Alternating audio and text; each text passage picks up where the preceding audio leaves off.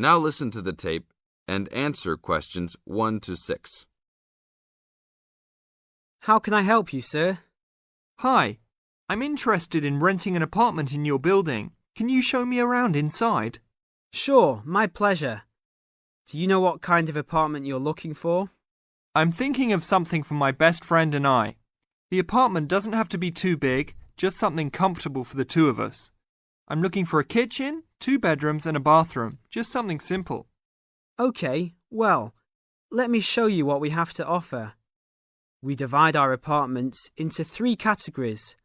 There are standard apartments, upgraded standard apartments, and luxury apartments. Please follow me.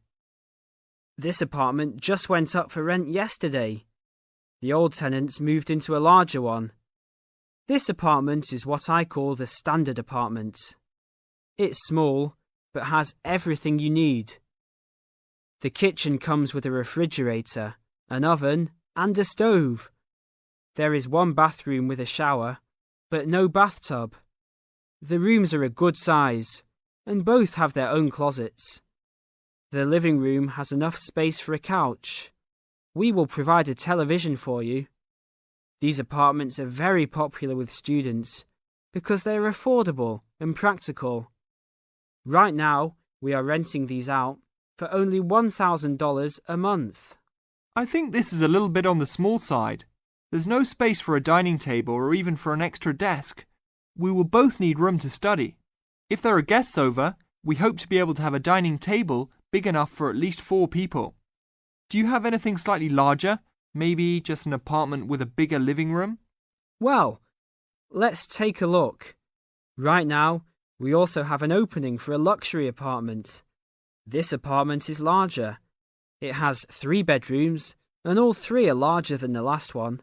And there are 2 bathrooms, and all have bathtubs. The kitchen is also larger, and come with an additional dishwasher and freezer. The living space has plenty of space for a dining room. How much is the rent on these apartments? These are more expensive, usually in the $2,500 range. Don't forget that there is an additional bedroom, so you could find another roommate to lower the cost. I think that's a little bit on the expensive side. We don't really have the time to find another roommate, so it's probably better to stick with the 2-bedroom places. Is there anything between these 2? Come with me. I can show you this apartment right now. But there are people living in it. There are no more of these kinds of apartments available at this moment.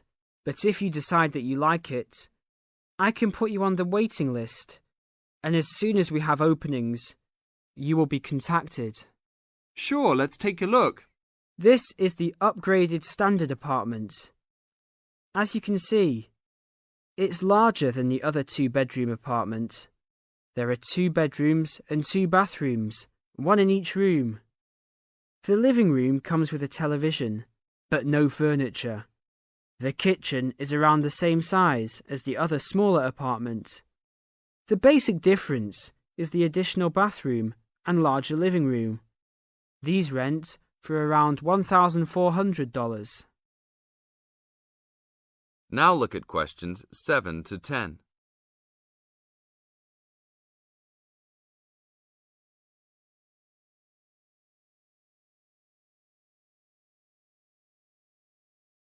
Now listen to the tape and answer questions 7 to 10. Seems like a good deal. Do you know when an apartment like this will be available? That's hard to say. I know these people who live here right now should be graduating soon, so they might be moving out. Well, I guess I'll put my name on the waiting list. Hopefully there'll be an opening as soon as possible. That sounds like a good plan. I will notify you as soon as we have vacancies. You will have to leave us some information and a student identification number. Sure, no problem. My full name is Robert Jack Browning. Could I have your age, please? I'm 38. Your major? I'm studying biology. How about naming some of your hobbies? Fishing, golf, watching movies, and spending time with my family. Sounds like a good life.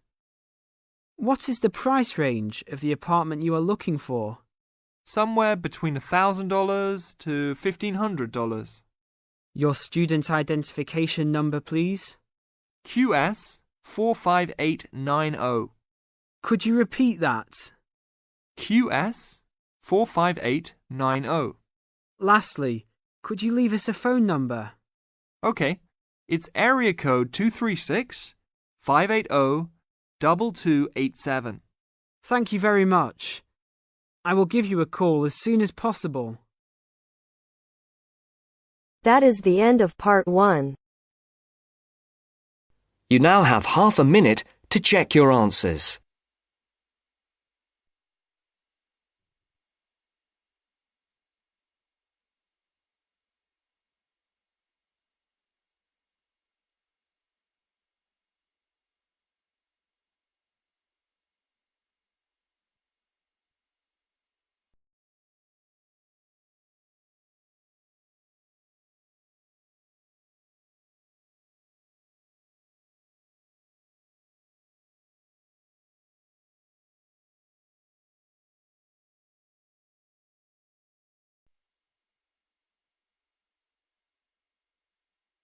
Now turns to part 2. Part 2. You will hear two students talking about a school project. First, you have some time to look at questions 11 to 15.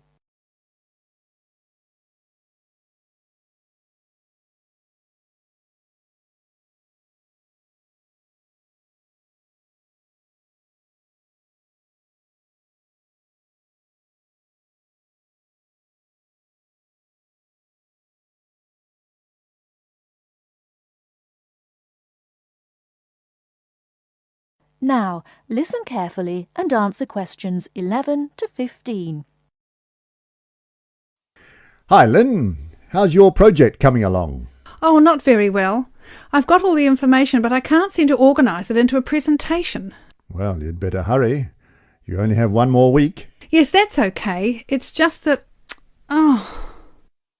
Well, why don't you try your presentation on me? Maybe I can help. Oh, really? Great! OK, well, I've chosen solar power for my subject, and I'm going to talk specifically about domestic water heating.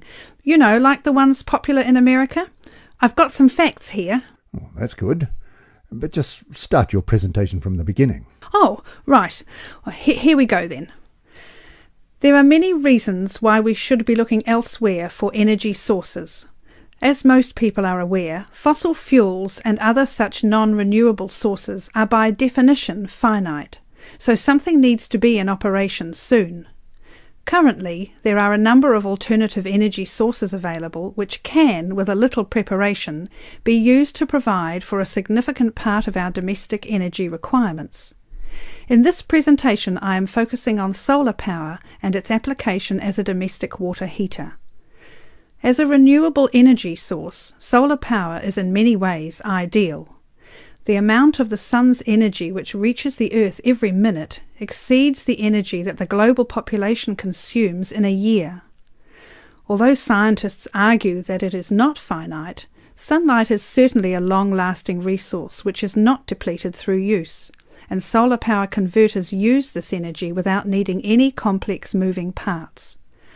Once collected and stored, solar energy can be used for many purposes, but it is becoming increasingly popular as a domestic heating source.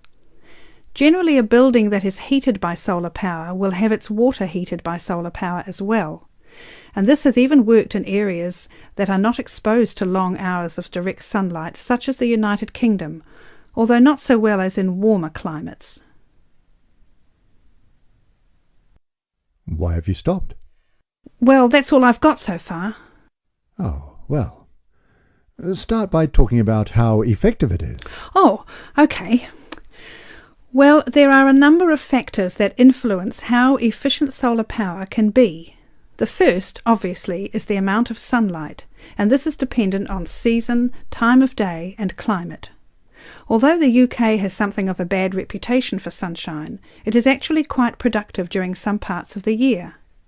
Given a sufficient size of solar panel and water storage tank, solar power can provide all of our water heating requirements in June and July, and even provide the majority until October. From October to the end of the year, this figure falls dramatically. December is the least productive, being able to supply less than 5% of the average household's hot water requirement. It is at this point that solar power needs to be supplemented with a more traditional form of heating. From January, solar power becomes more effective at a rate of about 20% per month, although this rise decelerates to around 18% by May.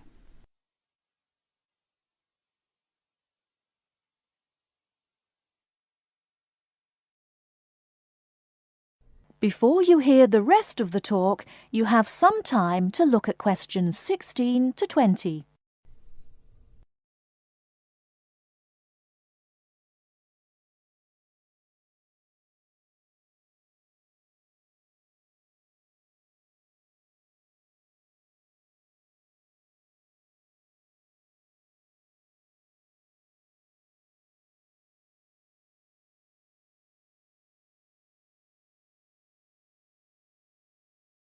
Now listen and answer questions 16 to 20.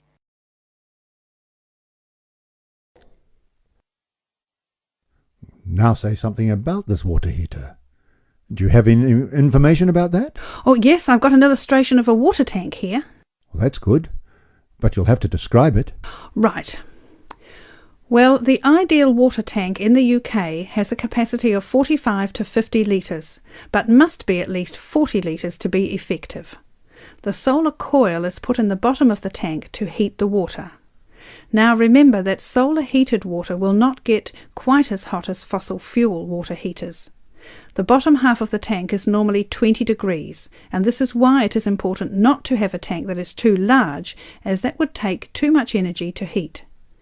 In this illustration, it rises to 40 degrees from halfway up. Don't forget that hot water rises, so the top third of the tank is the hottest and reaches an average temperature of 65 degrees. And what's this second layer around the tank? Oh, that's insulation. Because the tank is often either outside or just under the roof, rigid foam is used as an insulation layer. It should be at least 80 millimetres thick all around. Well, that seems like a good presentation. All you need to do is to prepare some short notes and a larger illustration so you can use it as a demonstration and you'll be fine. Oh, you think so? Well, thanks very much for the help. Maybe I could do the same for you one day. Maybe. Anyway, I have to go. Good luck. Thanks. Bye. That is the end of part 2. You now have half a minute to check your answers.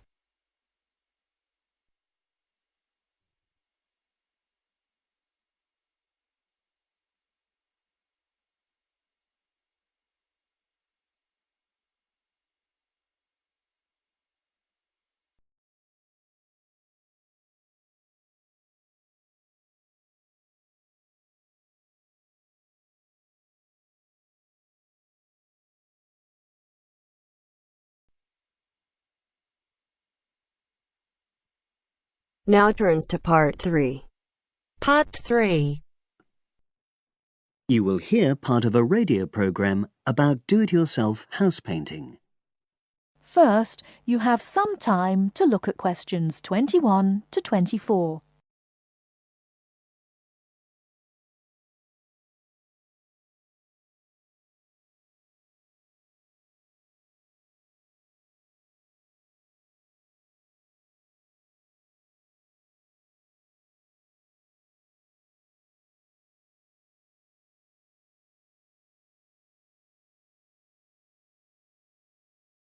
Now, listen carefully and answer questions 21 to 24. Good morning, everyone, and welcome to our weekly series on home improvements.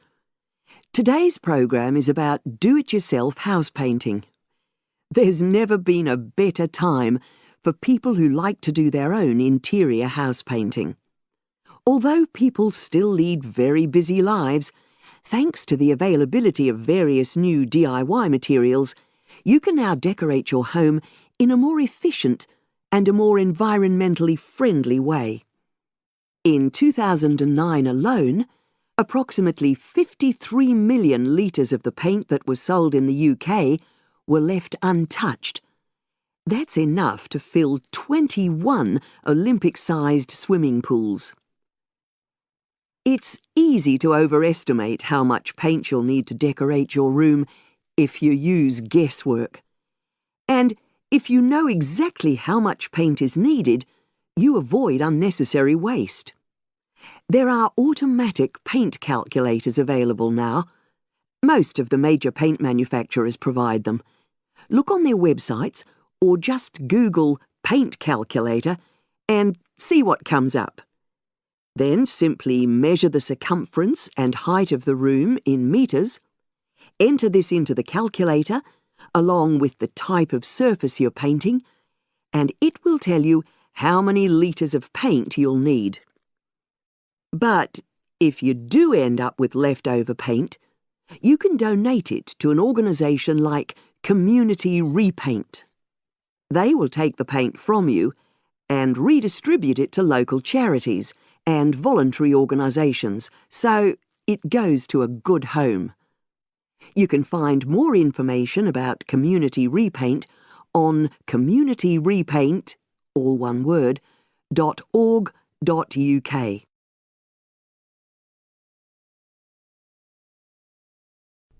Before you hear the rest of the talk, you have some time to look at questions 25 to 30.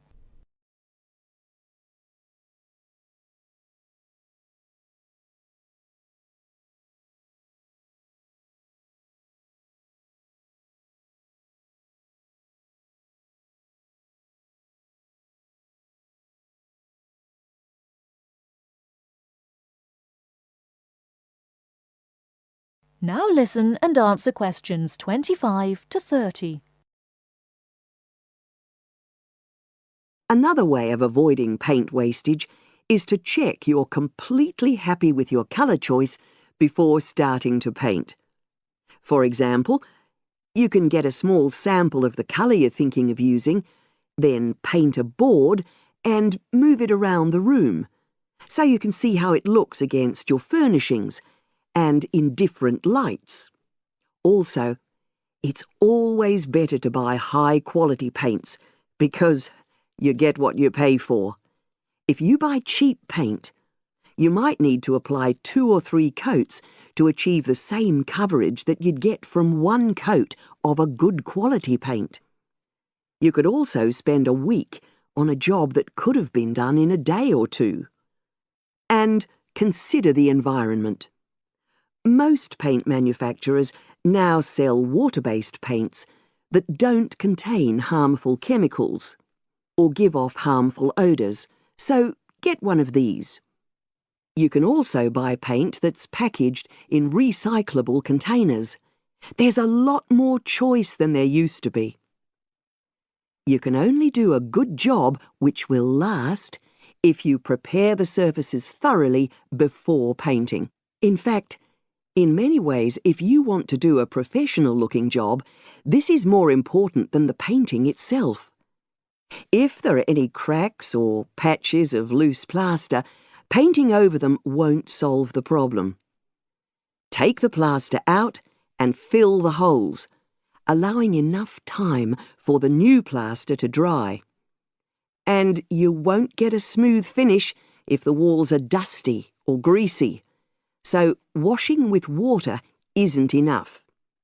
Use a solution of decorator's soap and rinse well with warm water afterwards. When you're ready to paint, we suggest you use a medium pile roller for walls and ceilings. A lot of people tend to use short pile rollers, but these give a patchy finish, and that wastes paint and time. Similarly, long pile rollers can create a thick, textured effect, which looks messy. The same goes for brushes. The stronger the bristles, the easier they are to wash and reuse. And as you've chosen a water-based paint, clean your brushes with cold water because it's more energy efficient that way. As you're decorating, keep transferring small amounts of paint into a tray and keep topping it up when you need to. This reduces the chance of it being contaminated by dust and pieces of dirt. And finally, water-based paint doesn't have a lingering smell, so that's not an issue anymore. But it's airflow rather than heat that helps the paint dry quicker. So, to help finish the job in the quickest time, leave your doors and windows open. The faster the paint is dry and the job finished, the quicker you can start enjoying your room. In tomorrow's program, I'll be giving some advice on...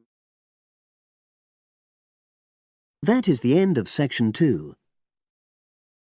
That is the end of part 3. You now have half a minute to check your answers.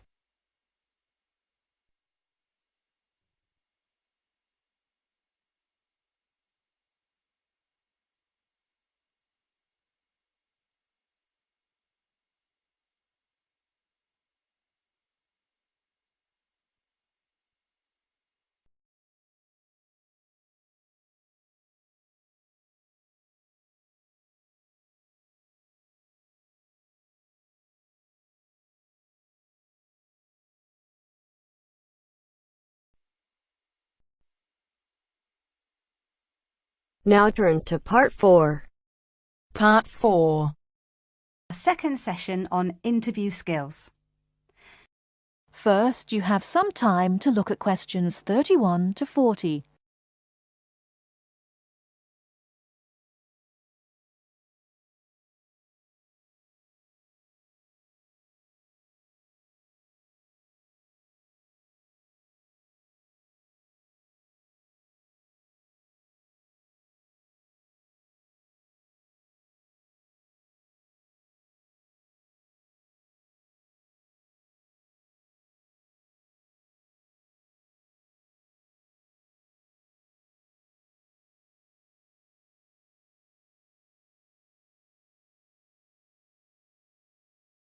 Now listen carefully and answer questions 31 to 40. Hello there everyone, and welcome to our second session on interview skills. Now we have already looked at what to say in the interview and what to wear. So let's consider non-verbal behaviour, or as it is more often called, body language. Believe it or not, research has shown that this is what makes the strongest impression on people we meet. Frequent eye contact is one aspect of body language which goes down very well with interviewers and creates a good impression. Looking at people means that you're sure of yourself and confident. In fact, one famous car company even makes a note of the level of eye contact candidates make during their recruitment process for this very reason. So it is very important to maintain eye contact. But be careful how you do it. Avoid staring, as this is a sign of hostility. But avoiding eye contact altogether and looking away or down is even worse. But the general message is maintain that eye contact. Believe me, the eyes have it. Now, along with eye contact, smiling is one of the other important non-verbal actions which say more to the interviewer than any answers you give. A good way to create a good impression during the first few minutes of your interview is to smile warmly when you meet the person or people who will be interviewing you. It shows them that you are relaxed. Facial scanning takes a triangular route, from the eyes down to the mouth and back to the eyes. Even when you aren't speaking, an interviewer will be noticing your mouth, so give a relaxed smile whenever you feel it is appropriate. Now, not surprisingly, interviewers pay most attention to a person's face or head during an interview, and they certainly pick up a lot on what they see. Researchers have identified nodding as going down very well with interviewers. This simple gesture shows that you are listening and paying attention. Another useful head gesture is to tilt your head slightly to one side. Now, this reinforces that you are listening well to what the interviewer is saying to you. However, tilting your head back isn't such a good idea, as this signals arrogance. and drooping your head forward indicates that you are lacking in confidence. And as we all know, that is exactly the opposite of what an interviewer wants to see. So the message is, mind your head. Now, posture, or the way that you carry yourself, is an important area of body language to be aware of. And it is one of the first body language signals that interviewers read as you enter a room. Posture also matters when you're sitting down. A well-supported position, with your shoulders square and sitting full back on the chair, will give the impression that you are confident, which is just what the interviewer wants to see. I once interviewed a candidate who perched right on the edge of her chair throughout. I kept feeling that she was about to run out of the room in terror. However, occasionally leaning forward slightly when the interviewer is speaking reinforces the message that you are keen and interested, as well as showing the interviewer that you're actually listening to what they are saying. But don't overdo it by leaning too far forward. That can be a bit distracting for the interviewer. Now, we all tend to use our hands to gesture, especially when we are explaining something or as we become involved in what we are saying. This is fine. It shows that we are keen and perhaps even excited about something. However, what can work against someone at an interview is when they fidget. This kind of moving about is, of course, what we do when we are nervous, and fidgeting can be very distracting to watch. So if this is a problem for you when you get nervous, it is a good idea to practice sitting with your hands gently resting in your lap or on the arms of the chair. Try not to fold your arms though, as this tends to look uncomfortable or hostile. But whatever movements you make, be careful with your hands. They need to be kept well away from your mouth, head or face. In fact, experts say that when a hand flies up to or over a person's mouth, it implies that the person is worried or wound up about something. For most of us, staying calm in an interview situation is a challenge, so putting in a bit of practice in advance will help. So, to end with, here are a couple of suggestions on how to improve our body language. A good idea is to choose a role model, such as an actor or fictional character, or a public figure or someone you know. Then sit calmly and imagine that you are this person. Now, other countries have different body language signals. So remember that if you are being interviewed abroad, you may want to check if there are any special gestures to avoid. It's also a good idea to get used to reading body language signals. You can do this by simply watching how people interact in public places, such as on the streets or in restaurants. And finally, when people have struck up a rapport, it is reflected through the natural mirroring of each other's body language movements. So you can use this to your advantage by occasionally mirroring the interviewer's own movements. For example, if they lean over to one side, you can do the same a few seconds later. It helps to create a special effect known as similar to me. But don't do it too often or the interviewer will notice. Now, any questions before we move on to interview listening skills? That is the end of part 4. You now have half a minute